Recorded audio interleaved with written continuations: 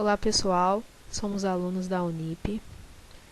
Me chamo Maria de Fátima, vou apresentar para vocês a indicação e o uso da estimulação elétrica neuromuscular no tratamento de pacientes adultos críticos com Covid-19. Vou falar para vocês um pouco da disseminação da doença. Em 31 de dezembro de 2019, a Organização Mundial da Saúde, a OMS, foi alertada sobre vários casos de pneumonia na cidade de Wuhan, província da Hubei, na República Popular da China, que foi onde começou o surto do coronavírus. Em 30 de janeiro de 2020, a OMS declarou que o surto do novo coronavírus constitui uma emergência de saúde pública de importância internacional, o mais alto nível de alerta da organização. Já em 11 de março de 2020, a Covid-19 foi caracterizada pela OMS como uma pandemia. O termo pandemia se refere à distribuição geográfica de uma doença e não à sua gravidade. Hoje o coronavírus já vem sendo registrado em 188 países e ainda de acordo com a OMS, 7 coronavírus humanos já foram identificados. O HCOV-229E, o HCOV-OC43, o HCOV-NL63, o HCOV-HKU1, o SARS-CoV, que causa síndrome respiratória aguda grave, e o MERS-CoV, que causa síndrome respiratória do Oriente Médio. E o mais recente, o novo coronavírus, o SARS-CoV-2. Aqui nesse slide eu trago o número de casos já confirmados. No mundo soma 5.701.337 casos confirmados. Na região africana, casos confirmados são 92.929. Já na região das Américas, casos confirmados são 2.613.092. Região Europeia, 2.102.574 casos confirmados. Região do Mediterrâneo Oriental, 475.419 casos confirmados. Região do Pacífico Ocidental, 178.502 casos confirmados. Região do Sudeste Asiático, 238.080 casos confirmados. Aqui eu trago o número de casos confirmados no Brasil. São 529.405 casos confirmados e 30.058 mortes. Atualmente o Brasil é o segundo país do mundo em números de casos, atrás apenas dos Estados Unidos. E é o quarto em mortes, atrás da Itália, Reino Unido e Estados Unidos. Mas o que seria o coronavírus, o Covid-19? O Covid-19 é uma doença infecciosa causada pelo novo coronavírus, identificado pela primeira vez em dezembro de 2019 em Wuhan, na China. Os primeiros coronavírus humanos foram isolados pela primeira vez em 1937. No entanto, foi em 1965 que o vírus foi descrito como coronavírus em decorrência do perfil na microscopia, parecendo uma coroa. A maioria das pessoas se infecta com o coronavírus comum ao longo da vida, sendo as crianças pequenas as mais propensas a se infectarem com o tipo mais comum do vírus. Os coronavírus mais comuns que infectam humanos são alfa coronavírus 229E, o NL63, beta coronavírus OC43 e o HKU1.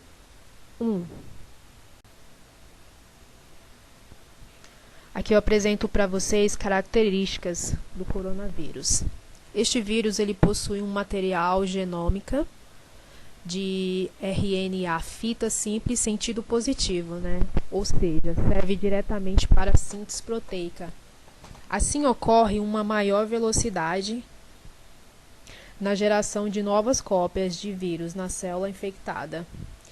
Ele possui também a proteína spike ou proteína S, que é uma espícula glicoproteica que se liga fortemente à enzima ECA2, presente em nossas células, o que o torna a sua infecção mais fácil. A fisiopatogenia do coronavírus acontece da seguinte forma. Ao penetrar na célula humana, os ribossomos da célula hospedeira traduzem as informações contidas nesse material genético, produzindo proteínas como a RNA polimerase do vírus. Essa enzima replica o material genético do vírus dentro da célula hospedeira, produzindo primeiro uma fita intermediária do RNA, sentido negativo, subgenômica, e depois novas fitas sentido positiva. Essas últimas vão compor novas partículas virais, após serem associadas a proteínas virais, como receptores de superfície. A montagem final dos novos vírus ocorre no retículo endoplasmático e no complexo de Golgi da célula hospedeira. Após a montagem, as partículas saem da célula e estão prontas para infectar outras novas células. Os sintomas do novo coronavírus. Aqui em cima eu trago para vocês os sintomas comuns, que são coriza, tosse e dor de garganta. Em casos graves, além de apresentar os sintomas comuns, e também vão apresentar febre alta, pneumonia e insuficiência respiratória aguda. Os sintomas eles podem aparecer entre 1 e 12 dias após a exposição ao vírus. Não trava. Mas alguns pacientes podem apresentar outros sintomas, como dores, congestão nasal, dor de cabeça, conjuntivite, diarreia, perda de paladar ou de olfato, erupção cutânea na pele ou descoloração dos dedos da mão e dos pés. Período de incubação do coronavírus. Em humanos, o tempo é entre a exposição a Covid-19 e o momento em que os sintomas começam. Período de incubação é geralmente de 5 a 6 dias, mas pode variar de 1 a 14 dias.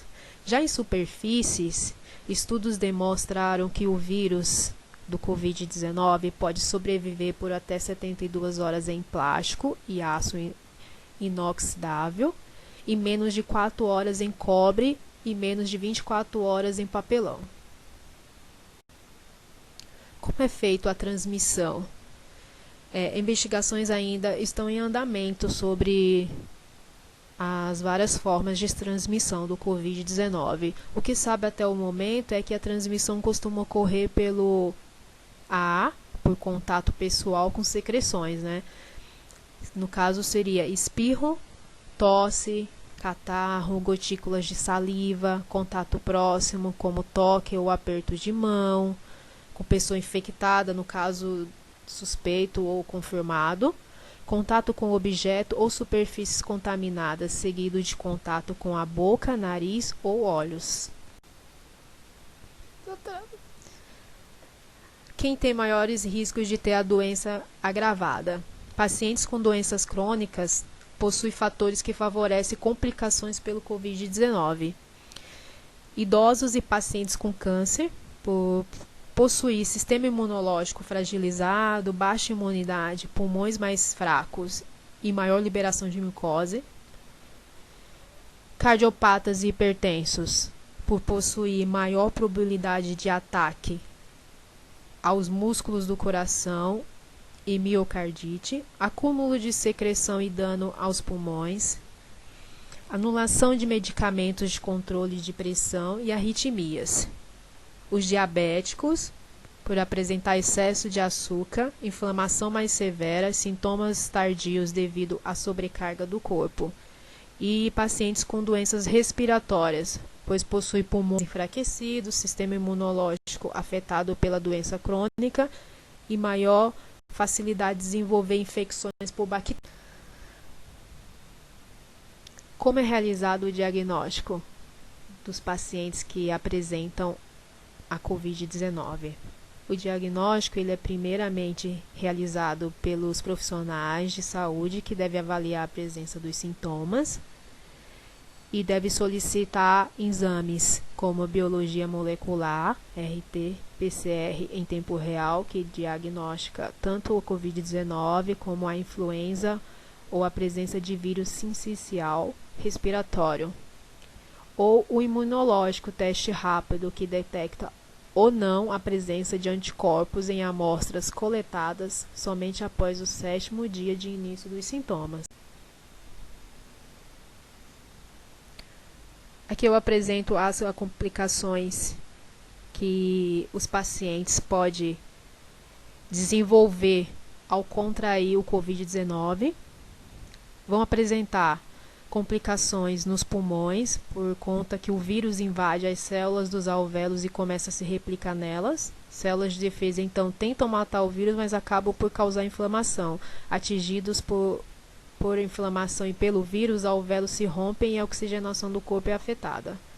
O fígado também vai apresentar complicações, por conta que mais da metade dos pacientes hospitalizados apresentam sinais de danos ao fígado. As lesões podem ser causadas pelo sistema imunológico ou pelas drogas usadas no tratamento. Os rins também vão apresentar complicações. Lesões nos rins têm se tornado comum nos casos graves e aumentam o risco de morte. O vírus já foi encontrado nos rins. Os danos podem ser causados tanto pelo ataque direto, como por inflamação ou ainda pelos microtrombos. Vai apresentar complicações no intestino, porque já há evidências de que o coronavírus penetra nas células do trato intestinal. Isso daria a diarreia observada em 20% dos pacientes. Já no cérebro, casos de derrame, convulsões, inflamação cerebral e confusão mental já foram observados em pacientes com Covid-19. Os médicos ainda não sabem se são causados pela ação direta do coronavírus ou pela inflamação associada a ele.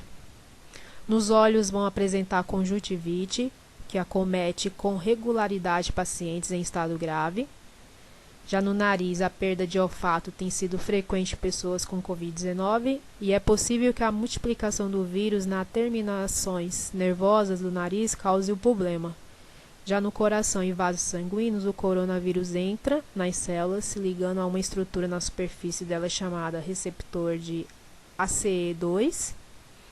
A infecção pode levar a coágulo sanguíneo, inflamação no coração e já foi observado associado a infartos. Já em crianças de 1 a 5 anos, recentemente os médicos do Reino Unido fizeram um alerta para pediatras do mundo todo. Algumas crianças infectadas com o novo coronavírus, o SARS-CoV-2, desenvolveram o quadro da síndrome de Kawasaki, que seria uma doença inflamatória pouco comum.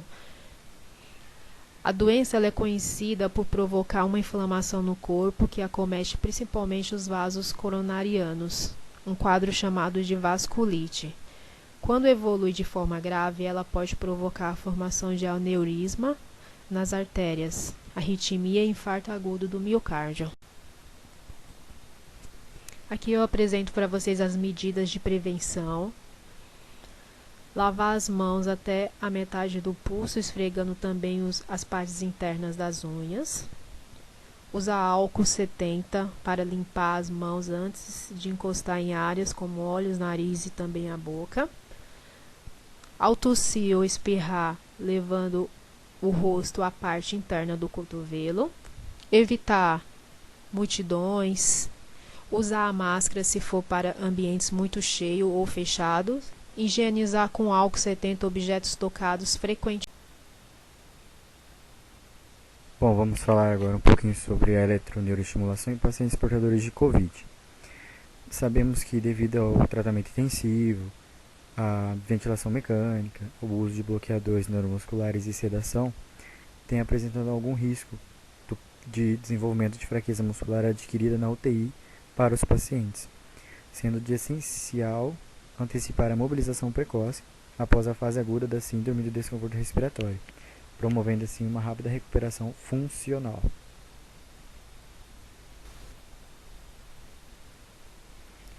A eletroneuroestimulação vem sido usada como uma estratégia que realiza uma aplicação de estímulos intermitentes aos músculos esqueléticos superficiais, com o objetivo de promover contrações musculares visíveis e ativar fibras nervosas musculares.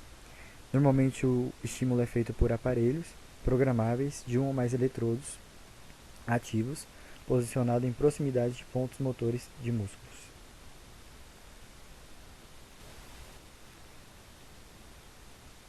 Temos por objetivo da eletroneuroestimulação reduzir o tempo de internação e ventilação mecânica, melhorar a funcionalidade dos pacientes, prevenir o desenvolvimento de fraqueza muscular adquirida na UTI e polineuropatia periférica, manter ou aumentar a força, a massa e o volume muscular. Para maximizar a produção de força, é recomendado que se usem correntes pulsadas bifásicas retangulares, com largura de pulso entre 30 a 1000 e uma frequência de estímulo entre 15 a 100 Hz. A intensidade da corrente deve ser a máxima tolerável possível pelo paciente.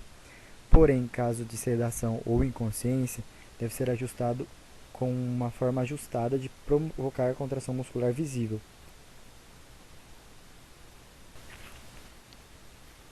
O ciclo de trabalho deve ser realizado para 1 segundo de contração e 3 de relaxamento, sendo o tempo de sessão total de 30 minutos, sendo recomendado usar de 10 minutos e ir progredindo a 5 minutos a cada dia de aplicação de eletroestimulação.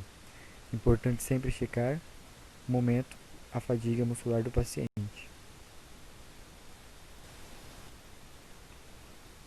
Entregamos aqui um quadro que traz um resumo de parâmetros e de utilização de corrente elétrica. Os tipos de correntes são bifásicas, simétricas, retangulares, pulsáteis. O início do tratamento deve ser realizado a partir do momento da estabilização hemodinâmica do paciente. A frequência em Hz deve ser mantida entre 15 a 100. A duração de pulsos de 500 a 1000 pulsos por segundo, com uma intensidade que pode variar de 15 mA a 150 mA. O trabalho de ciclo 1 e ciclo off deve ser de 1 para 3. O tempo de tratamento pode ser até 30 minutos, uma frequência de 1 ou 2 vezes por dia. Em grandes grupos musculares deve ser aplicado, podendo também ser trabalhado em pequenos grupos musculares. Os eletrodos recomendam-se de 5 para 7 centímetros ou maior, dependendo da área. E os cuidados adversos são como o uso de EPIs, desinfecção, eletrodos descartáveis e de uso individual.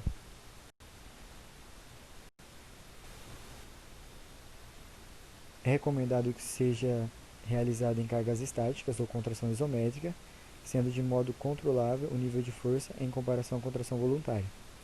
Os eletrodos devem ser posicionados em pontos motores do músculo a ser estimulado, maximizando e otimizando a contração muscular do paciente.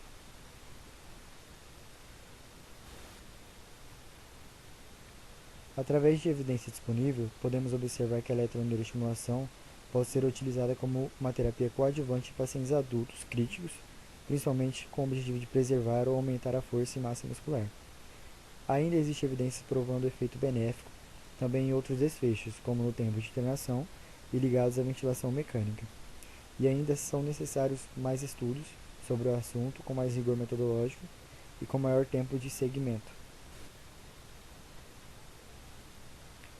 Temos alguns critérios de segurança para aplicação, como por exemplo o sistema respiratório, que a gente checa fio de O2, saturação, frequência respiratória, PIP e a adaptação adequada à ventilação mecânica. O sistema cardiovascular devemos nos atentar à pressão arterial sistólica, a média, frequência cardíaca e a existência de arritmias, isquemias, tromboses ou instabilidade pulmonar do paciente. Devemos nos atentar também ao sistema nervoso. Existe uma escala de agitação de Richmond, que é entre -2 e +2, para aplicação da eletroestimulação no paciente. Devemos nos atentar também à pressão intracraniana do paciente. E alguns outros efeitos adversos, como fraturas instáveis de membros ou vértebras, patologias hepáticas e renais graves, ou lesões alguma renal progressiva, hemorragia e uma temperatura corporal igual ou menor que 38,5 graus Celsius. Aqui colocamos a RAS, a escala de agitação de Richmond, que nos traz em níveis superiores traz o nível de agitação do paciente e níveis inferiores traz níveis de sonolência ou sedação. Igual a zero é alerta, calmo, perfeito. Existem alguns fatores que podem gerar interferência, como por exemplo presença de edemas, sepse, uso de vasopressores e corticoides, e entre outras favoráveis. O início deve ser até 7 dias após a internação e sendo aplicado os parâmetros optimizados presentes no estudo.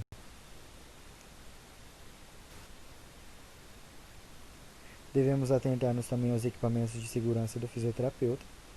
Muito utilizada é a máscara N95, preconizado em situações de pandemia e de disseminação de vírus.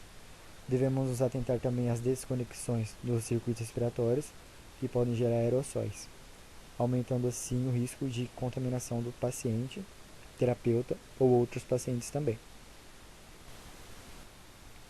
Temos algumas considerações finais. Sempre que for possível, os protocolos de eletroneuroestimulação devem ser de caráter progressivo e continuados, mesmo após a alta do paciente da UTI hospitalar. Devemos nos atentar a recursos ofertados aos pacientes, seja no meio ambiente, hospitalar, domiciliar ou ambulatorial, até a recuperação da sua capacidade funcional total. Sempre que formos utilizar equipamentos específicos, devemos providenciar o seu devido descarte ou encaminhamentos para esterilização, e de acordo com as recomendações de biossegurança vigentes no local no hospital.